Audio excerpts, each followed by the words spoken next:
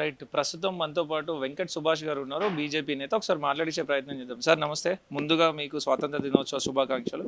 Sir ఇప్పుడున్న జెన్జీలకి, ఇప్పుడున్న upcoming జనరేషన్కి స్వాతంత్ర దినోత్సవం అంటే ఏంటో తెలుసు అంటారా? స్వాతంత్ర దినోత్సవం అంటే పక్కా తెలుసు వారికి.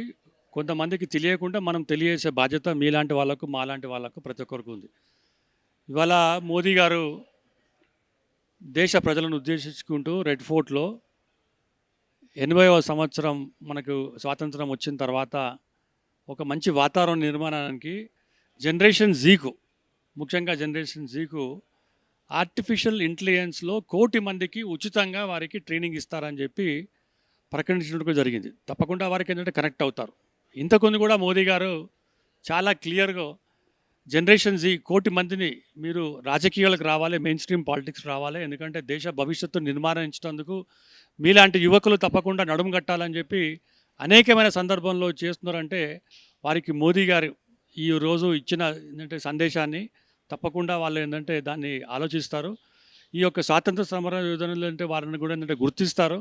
స్వాతంత్రం అంటే ఏందో కూడా ఏంటంటే వాళ్ళకి తెలుస్తుంది. ఎందుకంటే మోదీ గారు ప్రతిసారి రాజకీయాలకు అతీతంగా ఈ యొక్క స్వాతంత్రంలో మనకు పాల్గొన్న అనేక మంది ఎవరైతే మనకు ఏంటంటే మొత్తం త్యాగాలు చేసినారో, దేశ భవిష్యత్తు గురించి జైలుకి వెళ్ళినారో, ఏ విధంగా వారిని సన్మానించినారో ఆ ఒక కనెక్షన్ జనరికి తప్పకుండా ఉంటుందని చెప్పి మేమైతే అనుకుంటున్నాం. ఇప్పుడు ఇండిపెండెన్స్ డే అనగానే చాలా మంది వాట్సాప్ స్టేటస్లు, ఫేస్బుక్లో ఫోటోలు పెట్టుకుంటూ అదే దేశభక్తి అని చెప్పేసి చూపిస్తూ మాట్లాడతారు. నెక్స్ట్ డేకి మర్చిపోతారు. సో అట్లాంటి వాళ్ళకి ఏం చెప్తారు? స్వాతంత్రం మనకు చాలా ఇబ్బందికరమైన వాతావరణం రావడం జరిగింది. మనం స్టేటస్ పెట్టుకోవడం, తర్వాత మనం ఏంటంటే పోస్టర్స్ చేయడం, తర్వాత వాట్సాప్లో సర్క్యులేట్ చేయడం అనేది కూడా సోషల్ మీడియాలో పెట్టడం కూడా ఇది ఏంటంటే మంచి పద్ధతి ఇది. ఎందుకంటే స్వాతంత్రం గురించి మనమే ఎక్కువ మాట్లాడాలన్నట్టు. ఎందుకంటే మనకు ఊరికి రాలేదు, ఎంతోమంది త్యాగాలు ఫలితంగానే మనం ఇవాళ స్వాతంత్రం వచ్చింది. కనుక దేశంలో ఎక్కడ లేచి దేశంలో మనకు స్వాతంత్రం ఉంది, వాక్కు స్వాతంత్రం ఉంది, మాట్లాడే స్వాతంత్రం ఉంది, ప్రతి దానికి స్వాతంత్రం ఉంది అనే దాని మీద మనకు ఈ భారతదేశంలో ఇంతమంది మొత్తం సంతోషంగా ఉన్నారంటే దీనికి కారణం మనం స్వాతంత్రం వచ్చినందుకు. సో మనం మనలాంటి వాళ్ళు, మీలాంటి వాళ్ళు అందరూ కూడా తప్పకుండా రాబోయే కాలంలో వాళ్ళందరికీ కూడా స్వాతంత్రం గురించి, స్వాతంత్రం ఎట్లా వచ్చింది, మనం ఎందుకు తెచ్చుకున్నాం, దాని మీద ఎంతమంది త్యాగాలు చేసినారో, స్వాతంత్రం అంటే కేవలం మనకు ఏంటంటే స్వాతంత్రం కాదు, మన దేశ భవిష్యత్తు గురించి, ఈ యొక్క ఆర్థిక వ్యవస్థ గురించి, పేదలకు మంచి జరగాలని చెప్పి ప్రతి ఒక్కరు కూడా వారికి అనేకమైన సందర్భంలో, ఇటువంటి సందర్భంలో ముఖ్యంగా ఇవాళ మనం స్వాతంత్రం వచ్చింది కనుక స్కూల్స్లో కానీ, కాలేజెస్లో కానీ, టీవీలో డిబేట్లో కానీ ఇటువంటి దాని మీద కూడా అన్ని పార్టీలకు అతీతంగా తప్పకుండా మన బాధ్యత మనం ఏంటంటే నిర్వహించాలి. రాబోయే జనరేషన్ వారికి కూడా స్వాతంత్రం గల ప్రాముఖ్యతను కూడా మనం ఏంటంటే చేయాలని చెప్పి కూడా నేను ఏంటంటే మొత్తం కోరుకుంటున్నాను. తెలంగాణ పాలిటిక్స్ విషయానికి వస్తే ప్రస్తుతం ఉన్న గవర్నమెంట్ ఇందిరమ్మ ఇల్లులను ఒక కొత్త పథకం తీసుకురావడం జరిగింది. గత గవర్నమెంట్ డబుల్ బెడ్రూమ్ స్కీమ్ తీసుకొని పేదవాడికి 1 రూపాయి కూడా ఆశించకుండా, పేదవాడి దగ్గర తీసుకోకుండా వాళ్ళకి ఇల్లు ఇచ్చినంత వరకు. సో ఇప్పుడున్న గవర్నమెంట్ పేదవాడి నుంచి 6 లక్షలు వసూలు చేస్తూ ఇందిరమ్మ ఇల్లు ఇస్తామని చెప్తుంది. పేదవాడు ఆ ఇల్లు తీసుకోవాలి అంటే 6 లక్షలు అప్పు చేయాల్సిన పరిస్థితి. ఎట్లా చూస్తారు? అప్లికేషన్ కోసమే సుమారు ఏంటంటే 2,000 రూపాయలు తీసుకుంటారని వార్త. ఒక అప్లికేషన్ లక్షల మంది పేద ప్రజలు 2,500 కట్టి అప్లికేషన్ తీసుకున్నారు. ఆ అప్లికేషన్ డబ్బులే సుమారు 100 కోట్ల పైన దాటుతుంది అన్నట్టు. ఈ రాష్ట్రం ఎంత దివాలు తీసిందంటే పేదల రక్తాన్ని మరి తీసుకొని వారు ఏంటంటే పునాదులు వేస్తున్నారు. భారతీయ జనతా పార్టీ మొదటి నుంచి అడుగుతుంది.